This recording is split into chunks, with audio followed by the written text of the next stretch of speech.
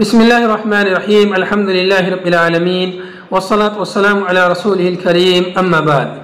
मुशाहिदीन किराम अस्सलामु अलैकुम व रहमतुल्लाहि व बरकातुहू। आज मैं आपकी खिदमत में किताब निअमतुल मन्नान मजमू फ़तावा फ़ज़ीलतुद दुक्तूर फ़ज़लुर रहमान अल मदनी रहमहुल्लाह से एक अहम मसला क़ुरबानी से मुतालिक लेकर हाजिर हुआ हूँ। मसला है कि जानवर ख़रीदने के बाद अगर क़ुरबानी के जानवर में कोई ऐब पैदा हो जाए तो उसका क्या हुक्म है। सवाल तफसीली तौर पर इस तरह से है।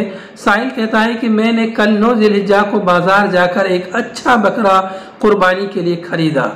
अल्हम्दुलिल्लाह बकरा हर तरह ठीक ठाक और क़ुरबानी के अयूब से पाक था, मगर रास्ते में रिक्शा से लाते हुए वो अचानक कूद पड़ा, जिससे पाँव में ज़ख़म आया और लंगड़ाने लगा। हड्डी नहीं टूटी है, सिर्फ चमड़ा कट गया है जिससे लंगड़ाने लगा है। क्या हम उसकी कुर्बानी कर सकते हैं या दूसरा जानवर लाना पड़ेगा?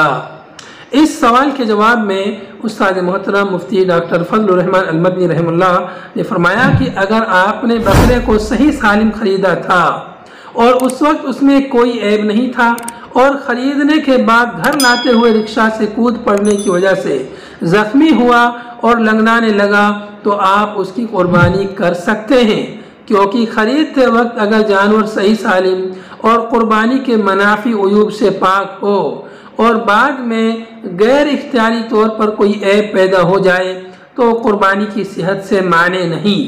हज़रत अबू सईद खुदरी रज़ियल्लाहु अन्हु फरमाते हैं कि मैंने एक दुम्बा कुर्बानी के लिए ख़रीदा, बाद में एक भेड़िए ने उस पर हमला कर दिया और उसकी चक्की काट डाली।